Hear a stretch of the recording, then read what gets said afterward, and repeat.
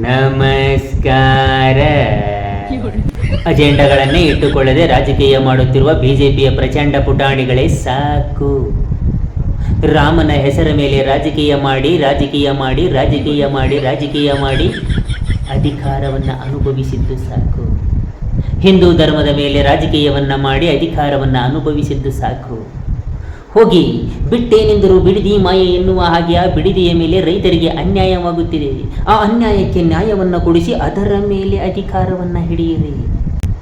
ಎಷ್ಟೋ ಜನರಿಗೆ ಶಿಕ್ಷಣದಲ್ಲಿ ವಂಚನೆಯಾಗಿ ನೀಟ್ ಪರೀಕ್ಷೆಯಲ್ಲಿ ನೀಟಾಗಿ ಎಲ್ಲರ ಕಣ್ಣಿಗೆ ಕಾಣುವ ಹಾಗೆ ನೀಟ್ ಪರೀಕ್ಷೆ ಅಕ್ರಮ ಅನ್ಯಾಯವಾಗಿದೆ. ಅದಕ್ಕೆ ನ್ಯಾಯ ಕೊಡಿಸಿ ಆ ನ್ಯಾಯದ ಮೇಲೆ ಅಧಿಕಾರ ಹಿಡಿಯಿರಿ.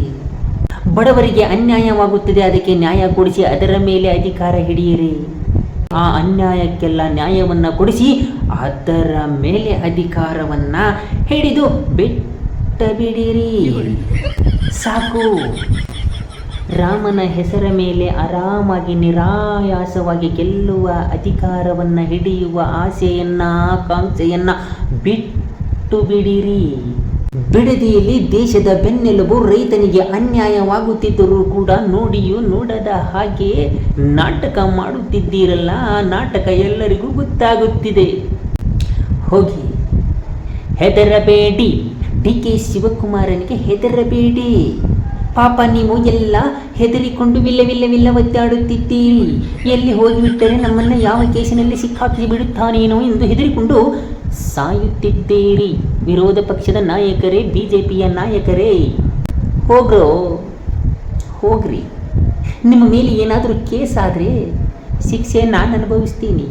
ಯಾಕಂದರೆ ನಿಮ್ಮಂಥ ವಿರೋಧ ಪಕ್ಷದವ್ರನ್ನ ಕಟ್ಟಿಕೊಂಡ ಮೇಲೆ ನಾವು ಅನುಭವಿಸಲೇಬೇಕು ತಾನೇ.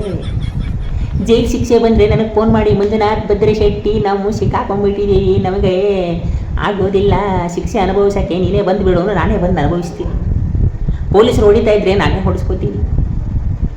ಹೋಗ್ರೋ, ಇಷ್ಟು ಮಾನಿಗಿಡಬಾರ್ದು. ಹೋಗ್ರೋ, ಜನ ಎಲ್ಲ ಅಡ್ಜಸ್ಟ್ಮೆಂಟ್ ಆಗಿಬಿಟ್ಟಿದೆ ಅಂತವ್ರೆ. ಅದಕ್ಕೊಂದು ತಾರ್ಕಿಕ ಅಂತಿತ ಕೊಡು. ಹೋಗ್ರೋ, ಹೋರಾಟ ಮಾಡ್ರು. ಹೊರಗೆ ಬಂದು ರಾಜ್ಯದಲ್ಲಿ ತುಂಬ ಸಮಸ್ಯೆಗಳು ನಡೀತಾ ಇದ್ದಾವೆ, ಅವುಗಳನ್ನೆಲ್ಲ ಬಗೆಹರಿಸಿ ಬನ್ರಿ.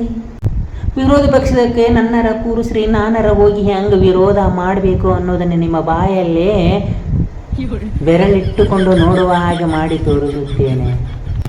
ಅಪ್ಪ ಯಡಿಯೂರಪ್ಪಾಜಿ ದಕ್ಷಿಣ ಭಾರತದಲ್ಲೇ ಮೊಟ್ಟ ಮೊದಲಿಗೆ ಸೈಕಲ್ ತುಳಿದು ಊಟ ಇಲ್ಲದೆ ನಿದ್ದೆ ಇಲ್ಲದೆ ಪಕ್ಷ ಕಟ್ಟಿ ರಾಜ್ಯನ ಅಧಿಕಾರಕ್ಕೆ ತಂದು ನಿಮ್ಮ ಕೈಯಲ್ಲಿ ಕೊಟ್ರೆ ಕೆಟ್ಟ ಕೆರ ಹಿಡಿಸ್ಬಿಟ್ರಲ್ಲೋ ಎಲ್ಲರೂ ಸೇರಿಸ್ಕೊಂಡು.